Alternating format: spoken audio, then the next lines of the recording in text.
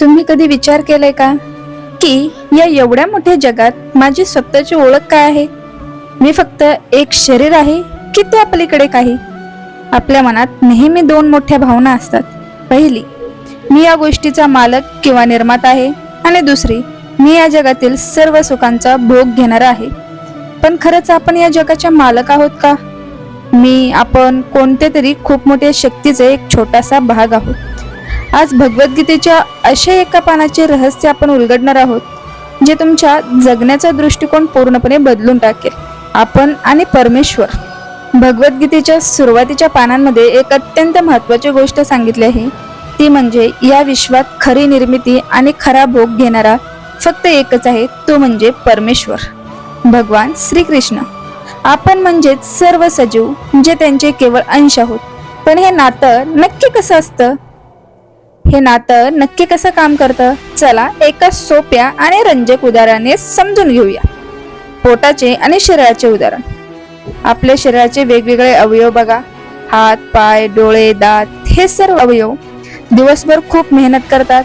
हातून अन्न उचलतो, तोंड ते चावते, पण विचार करा, हे सर्व अन्न शेवटी कुठे जाते? ते जाते पोटात. आता जर हाताने असा अहंकार केला की मी मेहनत करतो, मग मी हे अन्न पोटाला का देऊ? मी ते स्वतःकडेच ठेवतो, तर काय होईल? हात अन्न पोटात पोहोचवणार नाही, परिणामी पोट रिकामे राहील, शरीराला ऊर्जा मिळणार नाही, आणि काही वेळात तो हात स्वतःच कमजोर होऊन जाईल. तसेच जर तुम्ही एखाद्या झाडांच्या पानांना किंवा फांद्यांना वेगवेगळं पाणी घालत बसलात, तर ते झाड जगणार नाही. आपल्याला पाणी कुठे घालावे लागते? झाडांच्या मुळाला. मुळांना पाणी दिले की संपूर्ण झाड आपोआप बहरते. आता आपण पान 11 वरील सर्वात महत्वाच्या तत्वज्ञानाकडे वळूया. अनेक लोक म्हणतात की देव निराकार आहे, तो फक्त एक प्रकाश आहे. पण गीता काय सांगते? गीता सांगते की देवाला समजून घेण्याचे 3 स्तर असतात. पहिला स्तर निर्विशेष ब्रह्म. हा देवाच्या शरीरातून निघणारा दिव्य प्रकाश आहे, जसा सूर्याचा प्रकाश असतो. दुसरा स्तर परमात्मा, जो आपल्या प्रत्येकाच्या हृदयात मार्गदर्शक म्हणून राहतो. तिसरा आणि सर्वोच्च स्तर भगवान म्हणजे श्रीकृष्ण, जे स्वतः एक दिव्य व्यक्ती आहेत. शास्त्र सांगतात देवाला फक्त प्रकाश मानणे म्हणजे सूर्याचा अभ्यास करताना फक्त उन्हाचा अभ्यास करण्यासारखे आहे.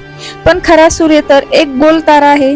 तसेच परम सत्य हे केवळ निराकार नाही, तर ते सच्चिदानंद विग्रह म्हणजेच सत, चित आणि आनंद यांनी बनलेले एक दिव्य रूप आहे. पान 11 वर पुढे सांगितले आहे की भगवान श्रीकृष्णांची शक्ती अमर्याद आहे. त्यांनी बनवलेले हे भौतिक जग अपूर्ण नाही, तर ते पूर्ण आहे. 24 तत्वांच्या जुळवाजुळवीतून हे जग इतके अचूक बनले गेले आहे की ते कोणत्याही गोष्टींची कमतरता नाही आणि कोणतीही गोष्ट अनावश्यक नाही. या सृष्टीचा कालावधी निश्चित आहे. अल्पज्ञानी लोक देवाला समजून घेण्यात गल्लत करतात. उदाहरणार्थ, वैदिक शास्त्रात गायीचे शेण पवित्र मानले गेले आहे, तर इतर प्राण्यांची विष्ठा अपवित्र असते. सामान्य बुद्धीला हे विरोधाभासी वाटू शकते, पण वैदिक ज्ञान हे अचूक असते. तसेच परमेश्वराला संपूर्णपणे समजून घेण्यासाठी आपल्याला त्यांच्याशी आपले नाते जोडावे लागेल.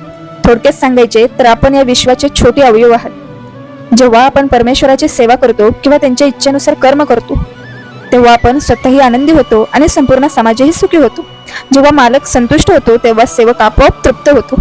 तर मित्रांनो, आजपासून स्वतःला वेगळे न समजता त्या परमशक्तीचा एक सुंदर भाग म्हणून जगायला शिका. व्हिडिओ आवडला असेल तर लाईक नक्की करा आणि तुमच्या मित्रांसोबत नक्की शेअर करा. राधे राधे.